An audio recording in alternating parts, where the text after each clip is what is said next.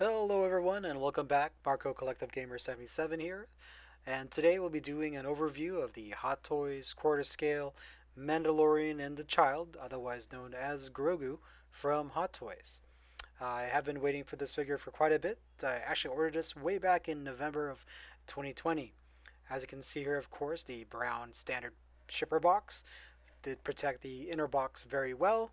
A little bit of dings here and there, but otherwise did arrive fairly safe and sound thanks to GPS. After sliding the box out, of course, covered in its standard plastic, lifting the plastic off, the front of the box showing Mando, and then the rear of the box itself, sides really don't have anything to it. Sliding that slipcase cover off, you could see the underneath. And here's the first tray with the figure of both Mando and Grogu. First tray of accessories here, and this figure definitely has tons of accessories, which can definitely help with the myriad of different poses that you could possibly put these figures in, barring some restrictions that I'll talk about later.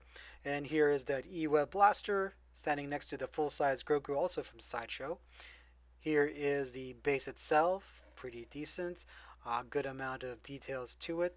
A little smooth, but again, it's a base. It is still at least nicely painted with some good details. It does light up as long as you hook up the three AAA batteries into the blaster battery pack. Here's the shot of the rear of the base itself. Again, pretty standard, pretty average as far as Hot Toys quality. Here is the basically the power plant base for the E-Web blaster, which does house three AAA batteries, which will help light up the base itself. And here is the child's pram, which is made out of a very kind of slippery, smooth plastic. Decent detailing itself.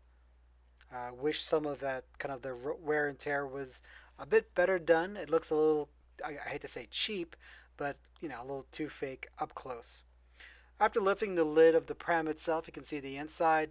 Pretty simple, nothing too exotic or not too many like high-end details on the inside. It definitely does its job or suits its purpose. And then the lid itself is a fix, just snaps in place. There's no type of mechanism. Pretty simple. Looking at that first tray, that alternate head for Grogu along with different ears. Mando himself covered up in plastic to help protect during shipping. Definitely a mixed media piece with a lot of cloth, and of course plastic for the what's supposed to be the Beskar armor. The different hands. Here you've got the right hand fist. Here you've got the sword hand. And here you've got the knife hand.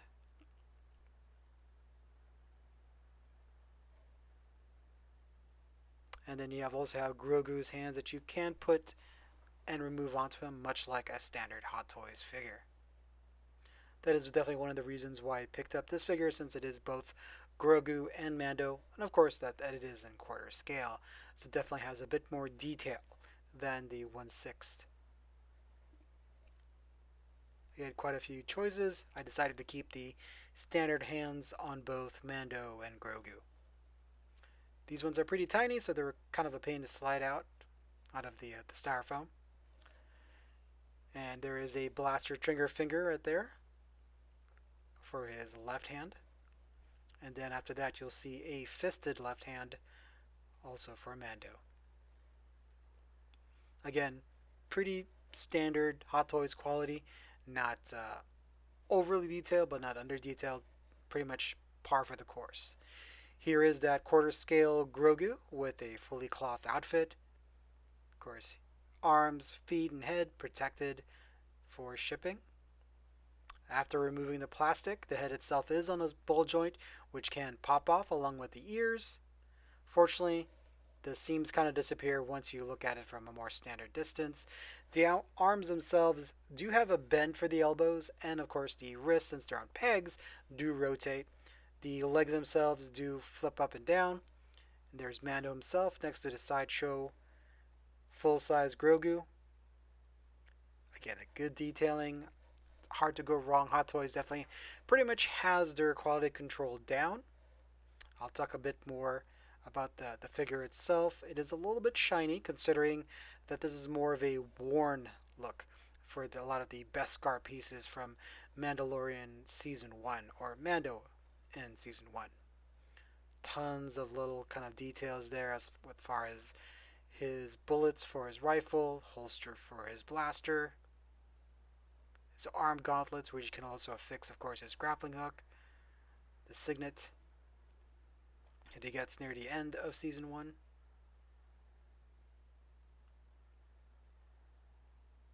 And there's the pose I was trying to get for my figure, and that's one of the first knocks, is that you can't really get that pose thanks to the outfit.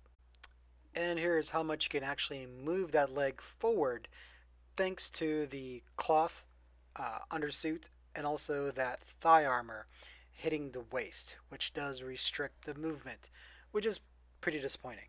Fortunately, the bend for the lower half of the leg has no problems, and the ankle joint itself is good, sturdy, and there's definitely quite a bit of flexibility and movement to it. I just wish that the upper portion had more leeway and more range of motion. And taking a look at the accessories on that first tray, the satchel, rifle, Beskar, definitely a ton of accessories. Again, as I mentioned earlier, you can definitely really load up Din Djarin in a variety of poses and a variety of the accessories itself. Taking a look at that rifle, pretty decent woodstock details. Again, fully plastic. There is actually a moving piece where you can load the bullets that's actually on his person into the rifle. There's no light up piece. There's the jetpack made out of very light plastic, basically hollow, with a good, decent magnet that so easily affixes to the back. It's not a very strong magnet, so if you do shake the figure around, it will fall off.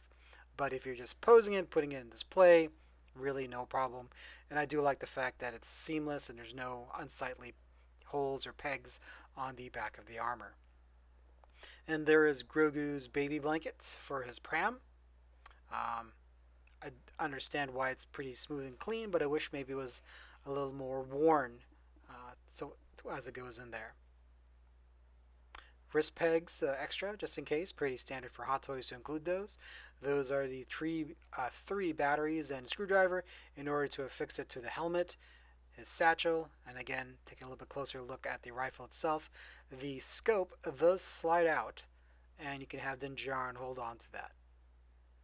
Decent weathering. There's no other light up features on this rifle itself, but still very, again, pretty standard, which is a good high mark for Hot Toys. They always do a good job when it comes to the detail in their accessories. There you can see the shift knob for the Razor Crest, which Grogu does like to hold on to, along with the skull necklace as well, along with that Beskar, and then the fob bomb, and then there's that light piece that affixes to the right side of his helmet, which does light up once you put the batteries in. Again, there's the sparrow, which goes into his left hand gauntlet. His knife that also can be held or placed into his right calf boot. His blaster, which of course goes into holster, or you can pose him with it. Decent detailing all around, but pretty standard for Hot Toys, which is a good solid 8 out of 10. Here's the figure itself, Mando with the jetpack. Again, easily snaps right in thanks to the magnets. Not very strong, so if you do shake him, it will fall off. And here's the pose that I could get, again, with that limited motion when it comes to the cloth outfit and that thigh armor. Still looks really good. Again, there's a good view of the base. That extra Mandalorian helmet there does come off if you wish to remove it. IG-88's head also turns, and there is a light underneath that lights up both. And then again, the batteries are in that E-Web Blaster battery pack. And a closer look of Grogu in his pram. And of course, Mando holding on to his rifle. I ended up actually having to alter the pose as it was a little bit too wide for my Detolf. Posed like that. The ankle joints themselves are nice and stiff, not loose. And then here's a look at the side. Again, the detail work for the cloth costume, the plastic / metal looking armor pieces, Very well done. There's a great attention to detail. Again, standard Hot Toys, which is always a good thing. Good solid 8 out of 10. I do like the fact that it is larger, so they're able to get a bit more detail. The armor itself does have a lot of pitting, so definitely, this is an armor that's been quite used, which is definitely fitting for what he had at the end of season one. Definitely not quite as shiny as what he had in season two. There's definitely some complaints that this armor should have been a little bit shinier, but I can definitely see what they were trying to get at. This is definitely more of a worn, you know, dusty in from the battles of season one kind of a look. But I do wish it was a little bit shinier. Not exactly showroom floor shiny, but I definitely would have appreciated that. And there is the E-Web Blaster pack there, power plant, which does hide where you can place three AAA batteries, which will power the light up base. You can take a look at the cloth itself. It's kind of got a velvety texture. It is a little sticky. Then a decent pose. This using natural lighting. It's a little bit warm as far as the coloring. I didn't really cool it off, but yeah, definitely as far as Hot Toys itself, pretty par for the course. Unfortunately, part of that is when it comes to their at least Mandalorian figures so far, much like Boba Fett, a lot of that range of motion is hampered by that cloth under costume. I wish maybe that they would have most parts cloth and then parts where it's hidden that's more in the joint area maybe made of a stretchier fabric, which could help with some of the dynamic poses. Look at the base. Some people think it's a bit busy. Personally, I do like it a lot. I like the little extra details, the little nods to IG-88, and of course, taking a look back at Mando. Definitely a good match for season one.